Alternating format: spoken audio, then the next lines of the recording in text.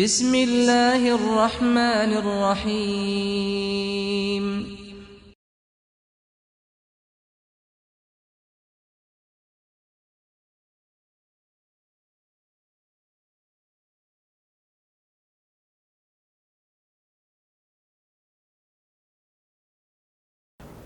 اعوذ باللہ من الشیطان الرجیم بسم اللہ الرحمن الرحیم الحمدللہ رب العالمین والصلاة علی نبینا وآلہ الطیبین الطاہرین المعصومین ولعنۃ اللہ علی اعدائہم اجمعین۔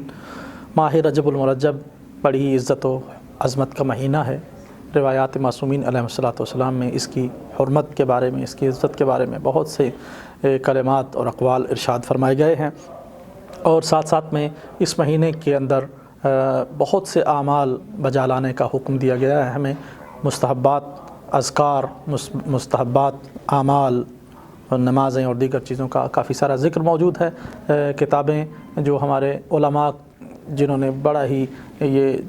عظیم کام کیا اور بڑے ہی مشقت اور محنت سے ان تمام بکھری ہوئی روایات کو اکٹھا کر کے ان کتابوں میں جمع کیا، جس میں بالخصوص مفاتیح الجنان کا، ضیاء الصالحین کا، الاقبال کا تذکرہ کرنا چاہوں گا کہ ان کتابوں میں ہمارے بزرگان نے، علماء کرام نے ائمہ معصومین کی روایات کو جمع کر کے ایک ایک مناسبت اور ایک ایک مناسبت کے متعلق اس کی فضیلت کے بارے میں، اس کے اندر اہل بیت نے جو ہمیں اعمال کرنے کو فرمایا ہے ان کے بارے میں جتنی روایات ہیں ان کو اکٹھا فرمایا ہے۔ تو ائمہ معصومین علیہ السلام کی رجب کے حوالے سے اگر ان اقوال کو دیکھا جائے، ان فرامین کو دیکھا جائے کہ جن میں اعمال کا تذکرہ کیا ہے کہ یہ امور انجام دینے چاہیے، مستحب ہے، ان کا ثواب بہت زیادہ ہے، اور جن کی تاکید فرمائی ہے اور ان کی تشویق دلائی ہے، ان میں ماہ رجب المرجب کے حوالے سے سب سے پہلے جو چیز زیادہ ضروری ہے وہ ہے رجب المرجب کے روزے رکھنا، کہ اہل بیت کے فرمان کے مطابق، اہل بیت کی تعلیمات کے مطابق رجب المرجب کے روزوں کو بہت اہمیت دی گئی ہے۔ یہاں تک فرمایا گیا کہ پورے مہینے کے روزے رکھنا مستحب ہے، اور یہاں تک فرمایا گیا ہے، امام موسیٰ کاظم علیہ السلام سے ارشاد ہے، آپ فرماتے ہیں من صام یوما من رجب تباعدت عنہ النار، کہ جو شخص ماہ رجب المرجب میں ایک روزہ رکھ لے جہنم کی آگ اس سے دور ہو جاتی ہے۔ ومن صام ثلاثۃ ایام وجبت لہ الجنہ، کہ جو 3 روزے رجب المرجب کے رکھ لے اس پر جنت واجب ہے۔ اسی طرح آپ علیہ السلام سے ایک اور ارشاد ہے کہ من صام یوما من رجب سقی اللہ من ذلک النہر، یعنی الرجب، جس طرح رجب کے بارے میں ہے کہ رجب اس نہر کو کہتے ہیں کہ جو جنت میں ہے اور بڑی ہی عظیم اور خوبصورت نہر ہے، شہد سے زیادہ میٹھی ہے، دودھ سے زیادہ وہ سفید ہے۔ تو جو ایک روزہ رجب المرجب کے مہینے میں رکھ لے گا، اللہ قیامت کے دن اس کو جنت میں داخل کرے گا اور جنت کی اس نہر کے پانی کے ساتھ اس کو سیراب کرے گا۔ رسول اللہ صلی اللہ علیہ وآلہ وسلم سے روایت نقل ہے کہ آپ نے ارشاد فرمایا من صام من رجب، جس نے بھی ماہ رجب میں روزہ رکھا تو استوجب رضوان اللہ الاکبر، کہ اس پر اللہ کی رضوان، اللہ کی رضا، وہ عظیم رضا کہ جو رضا الہی ہے وہ اس کے لیے واجب قرار دی جاتی ہے۔ وابتعد عنہ غضب اللہ، اور اللہ کا غضب اس سے دور ہو جاتا ہے اور جہنم کے دروازے اس پر بند کر دیے جاتے ہیں۔ ائمہ معصومین علیہ السلام اس پورے مہینہ رجب کے تمام روزوں کو رکھا کرتے تھے۔ یہ آپ علیہ السلام تمام انبیاء، تمام ائمہ معصومین کی سنت بھی ہے، اور ساتھ میں مستحب اس کی فضیلت کا حکم بھی دیا گیا ہے، اور ہمیں مومنین کو تشویق بھی دلائی گئی ہے کہ ہم ماہ رجب کے روزے جتنے رکھ سکتے ہیں اتنے زیادہ ان روزوں کا اہتمام کریں اور اپنی مغفرت کا وسیلہ بنائیں۔ اس کے بعد جو ائمہ معصومین علیہ السلام کے اقوال میں جس کا سب سے زیادہ تذکرہ ہے اس ماہ مبارک میں، ماہ رجب میں، وہ استغفار کا ہے، کہ آپ صلی اللہ علیہ وآلہ وسلم سے ارشاد ہے، آپ نے فرمایا کہ رجب شہر الاستغفار لامتی، کہ رجب جو ہے یہ میری امت کے لیے استغفار کا مہینہ ہے۔ وَاقْثِرُوا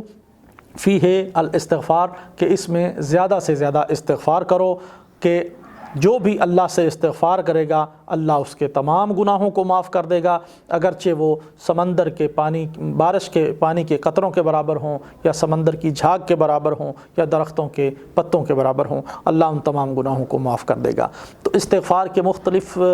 اذکار ہیں، مختلف اقوال ائمہ معصومین کے، کہ آپ یہ قول پڑھیں، یہ والا قول پڑھیں، وہ ابھی میں آپ کی خدمت میں گزارش کروں گا کہ مفاتیح الجنان میں وہ تمام موجود ہیں، مختلف موقعوں پر مختلف انداز میں مختلف طریقوں سے استغفار، یعنی ائمہ معصومین ہمیں خدا کا دروازہ کھٹکھٹانے کی اور اس کے سامنے گڑ گڑانے کی اور استغفار کرنے کی ترغیب دلا رہے ہیں اور ہمیں تعلیم فرما رہے ہیں کہ ہم ضرور استغفار کریں، کہ آپ صلی اللہ علیہ وآلہ وسلم سب سے زیادہ استغفار کیا کرتے تھے کہ ایک مرتبہ آپ کی کسی زوجہ نے آپ سے پوچھا کہ یا رسول اللہ، آپ تو اللہ کے نبی ہیں، آپ تو اللہ کی طرف سے بھیجے گئے اور مبعوث کیے گئے پیغمبر ہیں، آپ معصوم ہیں، کیا آپ کو بھی ضرورت ہے؟ آپ حالانکہ گناہگار بھی نہیں ہیں اور آپ معصوم ہیں تو آپ بھی استغفار کرتے ہیں؟ تو آپ نے فرمایا کہ استغفار فقط گناہوں کی وجہ سے نہیں ہے، کیا تم نہیں چاہتی کہ میں اللہ کا شکر گزار بندہ بن جاؤں؟ یعنی یہ ایک طرح کا شکر ہے اللہ کی نعمات پر۔ اللہ کی نعمات کو صحیح ہم استعمال نہیں کر سکتے، اللہ نے جس طرح ہمیں ہاتھ دیے اور ان ہاتھوں کا جو صحیح استعمال ہونا چاہیے کیا ہم ویسے ہی کر رہے ہیں؟ اللہ نے ہمیں آنکھ جس مقصد کے لیے دی کیا ہم اس کو وہیں استعمال کر رہے ہیں؟ کیا اللہ نے دماغ ہمیں جس چیز کے لیے دیا کیا ہم اسی کے مطابق اس کو استعمال کر رہے ہیں؟ تو جب نہیں کر رہے اور اس کا حق نہیں ادا کر رہے تو استغفار کرنا بنتا ہے۔ لہٰذا ہمیں ضروری ہے کہ ہم اپنے گناہوں پر، ہم اپنی نعمات کے شکرانے کے لیے بھی اور ان نعمات کے غلط استعمال کے معافی کے طلبگار ہوتے ہوئے بھی خداوند عالم سے زیادہ استغفار کریں۔ اس کے ساتھ ساتھ اس ماہ مبارک میں مختلف مواقع پر، خصوصاً اول رجب میں بھی اور وسط رجب میں بھی اور دیگر بھی، جب بھی کوئی زیارت کرنا چاہے، حضرت امام حسین علیہ السلام کی زیارت یہ بالخصوص وارد ہوئی ہے، بہت ہی تاکید فرمائی کہ یہاں البتہ جو پہنچ سکتے ہیں ان کو ضرور قبر مطہر تک پہنچنا چاہیے اور وہاں جا کے زیارت کربلا میں پہنچنا چاہیے اور زیارت کرنی چاہیے، لیکن جو لوگ کربلا میں نہیں پہنچ پاتے وہ اپنے گھر میں بیٹھ کر، اپنے وطن میں بیٹھ کر وہیں سے حضرت امام حسین علیہ السلام کو سلام کریں کہ امام علیہ السلام کی زیارت بہت اجر عظیم رکھتی ہے اور ہم اہل بیت کے ماننے والوں اور آل محمد کے عزاداروں کے اوپر یہ اہل بیت کی طرف سے ایک ان کا حق بھی ہے ہماری گردن پر کہ جس کو ادا کرنا ضروری ہے۔ لہذا جہاں بھی ہوں زیارت حضرت امام علی مقام علیہ السلام کو ضرور بجا لائیں۔ مخصوص زیارات ہیں جو مفاتیح الجنان میں اور دیگر کتابوں میں ہیں ان کو پڑھیں، نہیں وقت ملتا تو حد اقل کم از کم ایک مرتبہ کربلا کی طرف منہ کر کے اتنا تو ہم کہہ سکتے ہیں کہ السلام علیکہ یا ابا عبداللہ، کہ اے مولا آپ پر ہمارا سلام ہو۔ اس کے ساتھ ساتھ اس میں مختلف مواقع میں حضرت علی ابن ابی طالب علیہ السلام امیر المومنین علیہ السلام کی زیارت بھی وارد ہوئی ہے کہ زیادہ مستحب ہے، زیادہ تاکید ہے۔ ویسے تو ہر موقع پر مستحب ہے زیارت معصومین کی، لیکن ان مواقع پر زیادہ تاکید کی گئی ہے کہ ضرور جائیے۔ 13 رجب کے لیے حکم دیا گیا ہے کہ زیارت ضرور کی جائے، اور 27 رجب المرجب کے جو مبعث کا دن ہے، بعثت رسول کا دن ہے، اس دن بھی آپ امیر المومنین علیہ السلام کی زیارت جو ہے وہ مستحب ہے اور اس کا بہت اجر و ثواب ہے۔ اسی طرح اگر کوئی نجف الاشرف میں پہنچ سکتا ہے تو آپ کے ذریعہ مطہر کے قریب حاضری دے، جو نہیں پہنچ پاتا وہ جہاں بھی ہے وہیں سے حضرت امیر المومنین علیہ السلام کی مخصوص زیارت جو آج کے دن کی ہے اس کو پڑھے، اور اگر اتنا بھی وقت نہیں ملتا تو جہاں ہے وہیں سے حضرت امیر المومنین علیہ السلام کو سلام کر دیں۔ اس کے ساتھ ساتھ کچھ روایات میں اس طرح بھی ملتا ہے کہ آج کے دن حضرت یعنی اس پورے ماہ رجب میں حضرت امام رضا علیہ السلام کی زیارت بھی بالخصوص وارد ہوئی ہے، اور بہت تشویق دلائی گئی ہے کہ ماہ رجب المرجب میں حضرت امام رضا علیہ السلام کی زیارت کرنا حج اور عمرے کے ثواب کے، کئی روایات میں ہے کہ حج کے برابر ثواب ہے، کئی روایات میں ہے کہ عمرہ کے برابر اس کا ثواب ہے۔ تو امام رضا علیہ السلام کی زیارت مبارکہ کا بھی بہت اہتمام ہے، بہت ہی عزت اور احترام کے ساتھ اس کا بھی ذکر کیا گیا ہے۔ لہٰذا جو پہنچ سکتے ہیں ان کو مشہد المقدس میں پہنچنا چاہیے، اور جو مشہد نہیں پہنچ سکتے ان کو چاہیے کہ جہاں بھی ہیں وہیں سے حضرت امام علی رضا علیہ السلام کی زیارت فرمائیں۔ دیگر اعمال میں اس ماہ رجب المرجب میں مختلف موقعوں پر غسل کرنا، 15 رجب کی پوری رات کو یہ لیلۃ الرجب جو ہے اس کو جاگ کے گزارنا، پوری رات ذکر کرنا، عبادت کرنا، یہ بھی وارد ہوا ہے۔ مختلف نمازوں کا تذکرہ بھی پہلی رجب کی رات کو، پہلی رجب کے دن کو، اگلی رات کو، اگلے دن کو ائمہ معصومین علیہ السلام سے بہت سی دعاؤں کا ذکر کیا گیا ہے، بہت سی نمازوں کا مختلف انداز میں ذکر کیا گیا ہے کہ جو تفصیل سے لکھی ہوئی ہیں ایک ایک دن کے حوالے سے، کہ یکم رجب کو کون سی عبادت اور کون سی دعا اور کون سی نماز پڑھنی چاہیے، اس کا طریقہ کار کیا ہے، دوسری کو کیا پڑھنا چاہیے، چوتھی، پانچویں، آخر ہی تمام ماہ رجب کے ہر دن کی دعائیں، ہر دن کی نمازیں، ہر دن کے اذکار پوری ہی تفصیل کے ساتھ مفاتیح الجنان میں موجود ہیں۔ جن کے گھروں میں مفاتیح الجنان ہے ان کو چاہیے کہ اس کی طرف رجوع کریں، اور جن کے پاس مفاتیح الجنان نہیں ہے ان کو چاہیے کہ وہ فوراً ان کتابوں کو مہیا کریں، خرید کے لائیں اور اس عظیم ثواب سے محروم نہ ہو جائیں۔ ساتھ میں ایک بڑا ہی عظیم تذکرہ ہے، ایک حوالہ جس کو میں عرض کرنا چاہوں گا، وہ ہے لیلۃ الرغاب، کہ ماہ رجب کی 9 چندی جمعرات یعنی پہلی جمعرات جو ہے ماہ رجب المرجب کی، اس کو لیلۃ الرغاب کہتے ہیں۔ حکم اسی طرح ہے اور روایات میں اسی طرح بیان ہوا ہے کہ اس رات میں ایک مخصوص نماز ہے، جو شخص بھی اس نماز کو پڑھے گا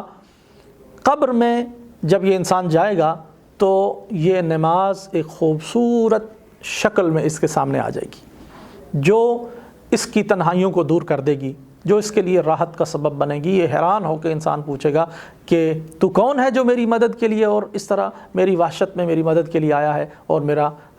غم بٹانے کے لیے آیا ہے، کون ہے؟ تو یہ آگے سے بول کے کہے گا کہ میں وہ ثواب ہوں اس نماز کا جو تو نے فلاں دن میں فلاں وقت میں فلاں جگہ پہ پڑھی تھی، میں لیلۃ الرغاب کا ثواب ہوں کہ جو تمہاری مدد کرنے آیا ہوں، تمہاری وحشت کو دور کرنے آیا ہوں، تمہاری تنہائی میں تمہارا ساتھی بننے کے لیے آیا ہوں۔ تو یہ وہ رات ہے کہ جو 9 چندی جمعرات ہے رجب المرجب کی پہلی جمعرات، اس رات میں مخصوص حکم ہے کہ یہ والی نماز پڑھی جائے کہ جو لیلۃ الرغاب کی نماز ہے۔ اس کا طریقہ میں عرض کیے دیتا ہوں کہ یہ نماز پڑھنے کا طریقہ یہ ہے کہ پہلی جمعرات جو ماہ رجب کی ہے اس دن میں روزہ رکھا جائے باقاعدہ، اور جب روزہ تمام ہو جائے تو نماز مغرب پڑھنے کے بعد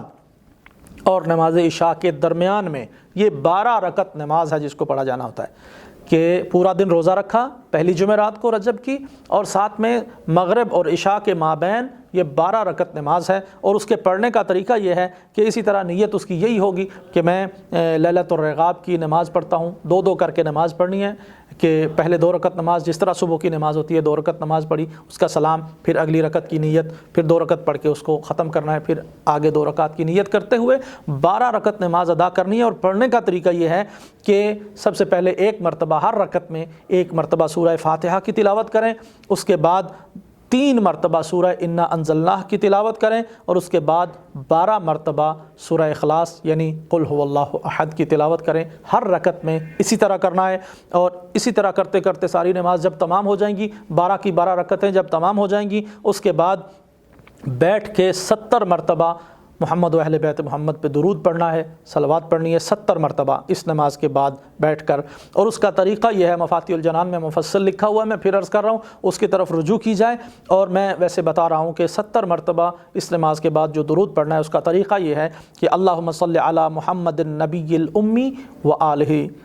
اللہم صلی علی محمد النبی الامی وآلہ، اس طرح سے 70 مرتبہ اس صلوات کا تکرار کرنا ہے۔ اس کے بعد یہ صلوات 70 مرتبہ جب تکمیل ہو گئی، اس کے بعد سجدے میں سر رکھنا ہے، اور سجدے میں سر رکھ کے 70 مرتبہ ہی پڑھنا ہے سبوح قدوس رب الملائکۃ والروح، سبوح قدوس رب الملائکۃ والروح۔ پھر دوبارہ سے سجدے سے سر اٹھانا ہے، اور 70 مرتبہ ہی یہ ورد استغفار کا اس کو بجا لانا ہے کہ رب اغفر وارحم وتجاوز عما تعلم انکا العلی العلیم العلی الاعظم، رب اغفر وارحم وتجاوز عما تعلم انکا العلی الاعظم۔ یہ مفاتیح الجنان میں مفصل موجود ہے۔ اس کے بعد پھر سجدے میں سر رکھنا ہے، اور وہی تسبیح جو سبوح قدوس رب الملائکۃ والروح، اس کا دوبارہ سے 70 ہی مرتبہ تکرار کرنا ہے۔ معصوم فرماتے ہیں کہ جب یہ تمام ہو جائے، اس کے بعد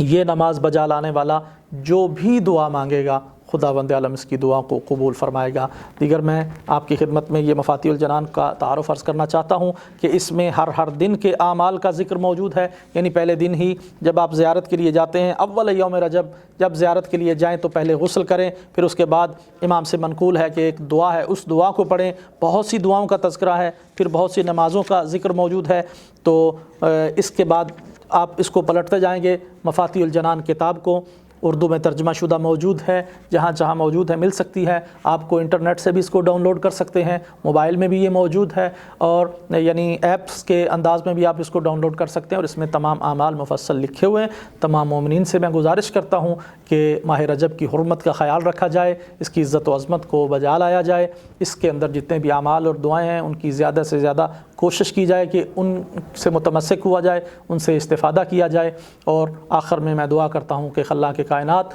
بحق محمد و اہل بیت محمد اس مہینے میں نازل ہونے والی، ولادت پانے والی، اس دنیا میں آنے والی عظیم ہستیاں محمد و اہل بیت محمد اور شہادت عظمیٰ کہ جو اس مہینے میں ہوئی، حضرت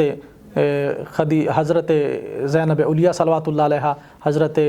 موسیٰ کاظم علیہ الصلوۃ والسلام اور وفات حضرت ابو طالب علیہ الصلوۃ والسلام کے حوالے سے خدا ان کے صدقے میں ہمارے اعمال کو قبول فرمائے، مومنین کو عزت کی زندگی نصیب فرمائے، مومنین دنیا کے جس کونے میں بھی آباد ہیں اللہ ان کی مال جان عزت کا تحفظ فرمائے، دشمنان اہل بیت کو اہل بیت کے صدقے میں نیست و نابود فرمائے۔ حضرت مولائے امام زمان علیہ الصلوۃ والسلام حجت برحق فرزند زہرا یوسف آل پیمبر علیہ الصلوۃ والسلام کا ظہور ہو، اور ہم اپنے امام علیہ الصلوۃ والسلام